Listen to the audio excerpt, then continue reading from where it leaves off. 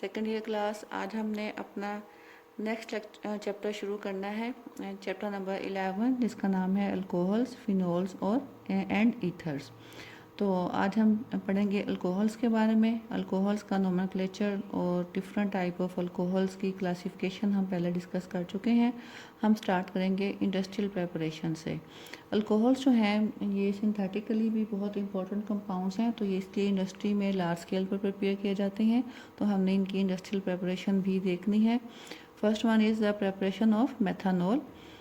मेथानॉल शुरू के टाइम में it was prepared by the distillation of wood. ये वुड से प्रिपेयर की जाती थी, इसीलिए इसको वुड स्पिरिट भी कहा जाता है। लेकिन आजकल जो है मेथानॉल ये प्रिपेयर की जाती है फ्रॉम वाटर गैस।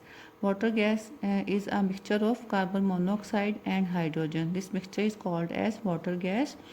तो ये जो कार्बन मोनोऑक्साइड और हाइड्रोजन जो हैं ये आपस में एक दूसरे के साथ रिएक्ट करती हैं इन the presence of catalyst zinc oxide and chromium oxide at a high temperature of 450 degree centigrade and 200 atm pressure. तो एज अ प्रोडक्ट हमारे पास बनती है मेथानॉल। तो इसके लिए ये सारी जो स्कीम है, रिएक्शन स्कीम, कौन कौन से टाइप का के रिएक्टेंट टावर्स जो हैं वो यूज़ होते हैं वो डायग्राम में बताए हुए हैं। इसलिए मैंने यहाँ पे बुक खोल लिया ताकि मैं आपको डायग्राम से समझा सकूँ। तो फर्स्ट स्टेप में क्या होता है कि हमारे पास ये मिक्सचर है कार्बन मोनोऑक्साइड और हाइड्रोजन का, जिसको हम वाटर गैस बोलते हैं। It enters into a purifier chamber, यानी कि यहाँ पे इन दोनों गैसेस को प्योरीफाई किया जाता है। इनमें जो भी इम्प्योरिटीज़ हैं वो यहाँ से रिमूव की जाती हैं। उसके बाद ये प्योर्ड गैसेस जो कि अब प्योर हो चुकी हैं, ये गैसेस जो हैं ये एंटर होती हैं कंप्रेसर में। कंप्रेसर का मतलब यानी कि उसने प्रेशर इंक्रीज़ करना है, गैस को कंप्रेस करना है। कंप्रेस करने का मतलब ये कि गैस का प्रेशर जो है वो इंक्रीज़ करना है, क्योंकि हमने देखा कि टेम्परेचर प्रेशर जो है वो तकरीबन 200 atm रखा जाता है। सो कंप्रेसर का पर्पस यही है। यहाँ पे गैस का प्रेशर जो है वो इंक्रीज़ किया जाता है अप टू 200 atm। और उसके बाद गैसेस जो हैं दे आर टेकन इनटू, ये देखें यहाँ से गैसेस जो हैं they are taken into the reaction chamber. ये जो है ये रिएक्शन चैम्बर है जिसमें कैटलिस्ट ऑलरेडी एडिड है। कैटलिस्ट क्या है हमारे पास, zinc oxide plus chromium oxide. और इनसाइड द चैम्बर जो है आपके पास टेम्परेचर भी हाई है, that is about 450 degree centigrade. तो जब रिएक्टेंट गैसेस जो हैं आपकी कार्बन मोनोऑक्साइड और हाइड्रोजन जो कि हाई प्रेशर पे आ चुकी हैं, ये इन कंडीशंस में जब एंटर होती हैं तो ये आपस में रिएक्ट करती हैं। आपस में रिएक्ट करेंगी तो प्रोडक्ट बनेगी मेथानॉल। ठीक है। अब क्योंकि टेम्परेचर बहुत ज़्यादा हाई है तो जो मेथानॉल बनेगी वो आपके पास वेपर फॉर्म में होगी, क्योंकि इतने हाई टेम्परेचर पे मेथानॉल जो है वो लिक्विड फॉर्म में तो नहीं रह सकती। सो यहाँ से ये मेथानॉल के जो वेपर्स हैं ये enter into a next chamber, that is a condenser. ये चैम्बर जो है ये कंडेंसर है। कंडेंसर का काम क्या होता है, वेपर्स को ठंडा करके लिक्विड में कन्वर्ट करना। तो ये कंडेंसर जो है जब यहाँ पे वेपर्स आते हैं मेथानॉल के तो ये लिक्विफाई होके लिक्विड फॉर्म में यानी कि आ जाएंगे। तो ये देखें यहाँ से कंडेंसर से गुजरने के बाद आपके पास मेथानॉल आ गई है लिक्विड फॉर्म में, जो कि यहाँ से सेपरेट कर ली जाती है। अब ज़ाहिर है कि प्रोडक्ट में कुछ अमाउंट जो है वो अनरिएक्टेड गैसेस की भी हो सकती है। तो इसी चैम्बर से अनरिएक्टेड गैसेस जो हैं ये रीसर्कुलेशन पंप के ज़रिए, इनकी ऐसा पंप जो कि इनको वापस भेजेगा। ये देखें रिसर्कुलेशन पंप के ज़रिए से दोबारा जा रही हैं ये कंप्रेसर में जाएंगी, फिर दोबारा हाई प्रेशर पे आएंगी, फिर दोबारा रिएक्टेंट चैम्बर में जाके रिएक्ट करेंगी। इस तरह साइकिल चलता रहता है जब तक कि हमारे पास तमाम रिएक्टेंट्स जो हैं वो प्रोडक्ट में कन्वर्ट हो जाते हैं। Next is the preparation of ethanol. Ethanol जो है वो दुनिया भर में इंडस्ट्रियल स्केल पर बड़े पैमाने पर तैयार की जाती है by a special type of process which is called as fermentation. Fermentation के बारे में आपने बायो में भी पढ़ा होगा। फर्मेंटेशन की डेफिनेशन इसकी आपने याद करनी है। Fermentation is a biochemical process which occurs in the presence of certain enzymes secreted by microorganisms such as yeast. ठीक है, यानी कि एक ऐसा स्पेशल टाइप का प्रोसेस है बायोकेमिकल प्रोसेस जो कि कुछ ख़ास किस्म के एंजाइम्स की मौजूदगी में ही हो सकता है। और वो एंजाइम जो हैं वो डिफरेंट टाइप के माइक्रो ऑर्गेनिजम्स प्रोड्यूस करते हैं। उन माइक्रो ऑर्गेनिजम्स में से एक एग्जांपल जो है वो यीस्ट है। फर्मेंटेशन के लिए एक ख़ास टेम्परेचर रेंज जो है वो चाहिए होती है, उससे अबव या बिलो फर्मेंटेशन का रिएक्शन जो है वो पॉसिबल नहीं होता, क्योंकि आपको पता है कि एंजाइम जो हैं वो एक ख़ास टेम्परेचर रेंज में ही काम करते हैं। उससे ऊपर नीचे अगर टेम्परेचर हो तो फिर एंजाइम की एक्टिविटी जो है वो ख़त्म हो जाती है या कम हो जाती है। सो फर्मेंटेशन के लिए जो ऑप्टिमम टेम्परेचर यानी कि मुनासिब तरीन टेम्परेचर जो है वो 25 से 35 डिग्री सेंटीग्रेड होता है। इसके अलावा आपको चाहिए होती है प्रॉपर एयरेशन ऑफ सोल्यूशन, यानी कि हवा अच्छी तरह से सोल्यूशन में से गुजर सके, डाइल्यूशन, सोल्यूशन जो है वो डाइल्यूट हो, and the absence of any preservatives are the essential conditions for fermentation. तो पाकिस्तान में भी एथेनॉल जो है वो इंडस्ट्रियल स्केल पर प्रिपेयर की जाती है by the process of fermentation, और जो सब्सटेंस हम यूज़ करते हैं फॉर फर्मेंटेशन, जिस चीज़ की फर्मेंटेशन की जाती है वो डिफरेंट चीज़ें हो सकती हैं। तो पाकिस्तान में आमतौर पे यूज़ किया जाता है मोलासिस, स्टार्च ग्रेन्स। मोलासिस का मतलब होता है राब। ये जो जब गन्ने के रस से चीनी बनाई जाती है, शुगर बनाई जाती है, तो ऊपर कुछ मटेरियल जो है वो शुगर जब क्रिस्टलाइज आउट हो जाती है तो जो लिक्विड होता है उसके ऊपर कुछ मटेरियल जो है फ्लोट कर रहा होता है, that material is called as molasses. Starch grains यानी कि जो हमारे नशास्ता वाले अनाज हैं जैसा कि गंदम है, ये यूज़ किया जाता है, या ग्रेप्स यूज़ किए जा सकते हैं, अंगूर, डेट्स यानी कि खजूरें। तो ये चीज़ें जो हैं वो यूज़ की जाती हैं।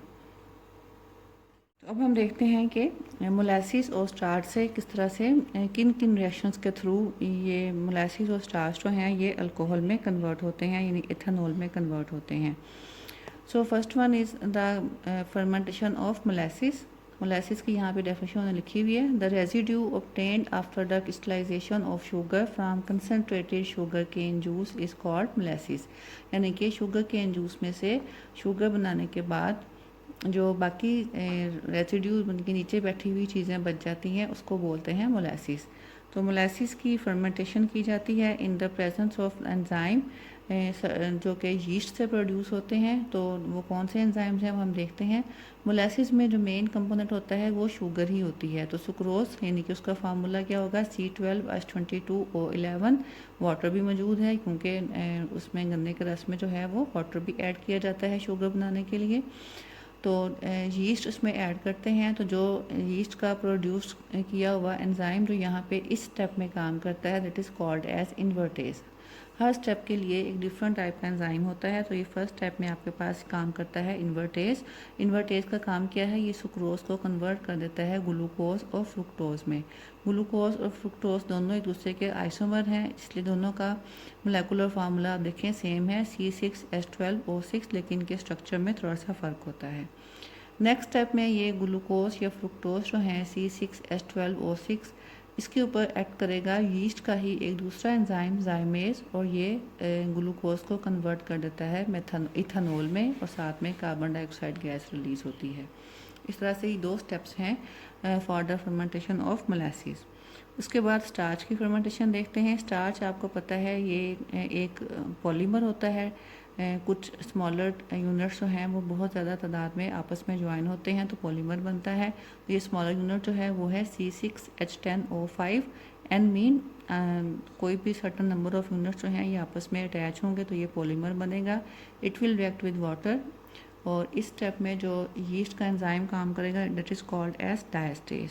तो ये एंजाइम जो है ये स्टार्च को कन्वर्ट कर देता है माल्टोज में। Maltose is C12H22O11।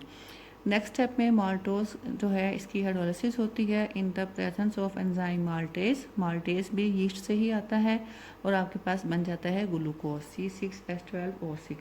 अगला स्टेप सेम है जो कि ऊपर भी था, ग्लूकोज के ऊपर जाइमेज एक्ट करेगा तो ये कन्वर्ट हो जाएगा अल्कोहल और कार्बन डाइऑक्साइड में।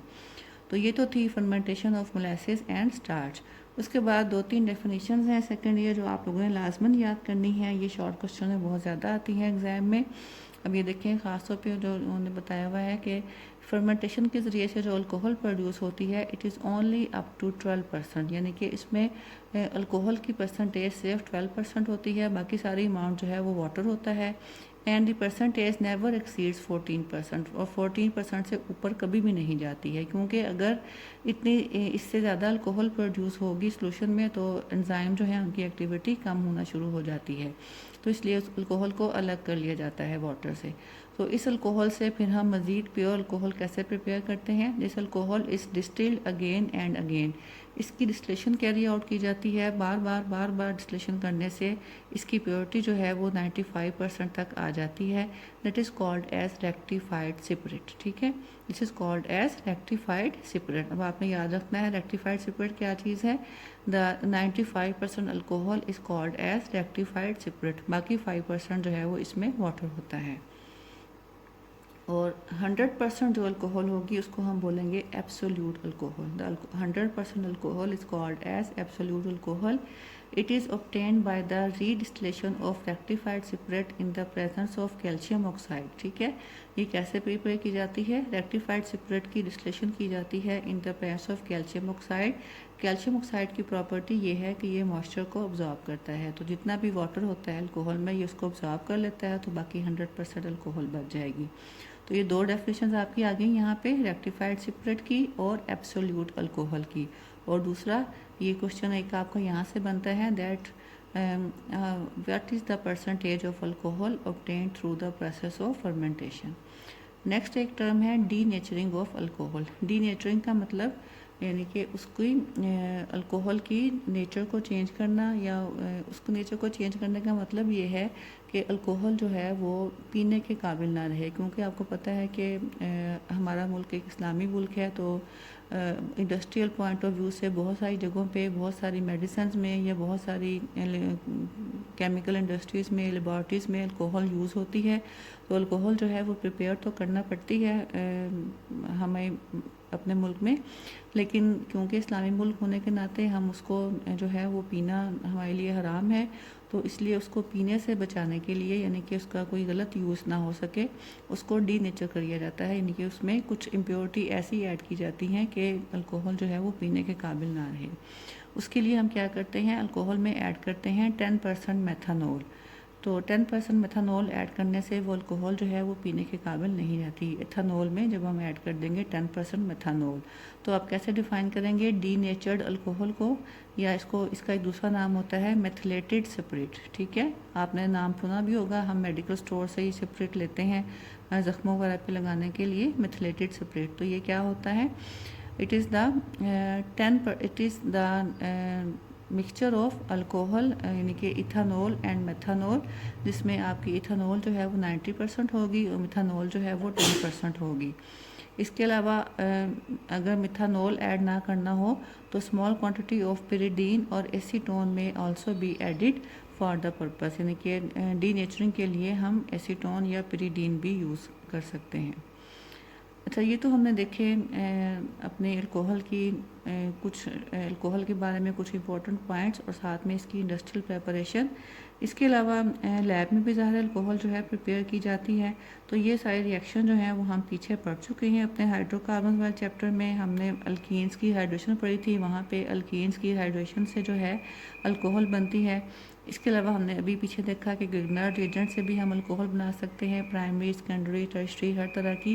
तो ये सारे रिएक्शन जो आपने पढ़े हैं अल्कीन्स के रिएक्शन जहाँ से अल्कोहल बनती है, और ग्रिग्नार्ड एजेंट के रिएक्शन से आपने याद करने हैं in the context of laboratory preparation of alcohol. तो नेक्स्ट लेक्चर में इंशाल्लाह हम देखेंगे अल्कोहल्स के रिएक्शंस। उस वक्त तक के लिए अल्लाह हाफिज़।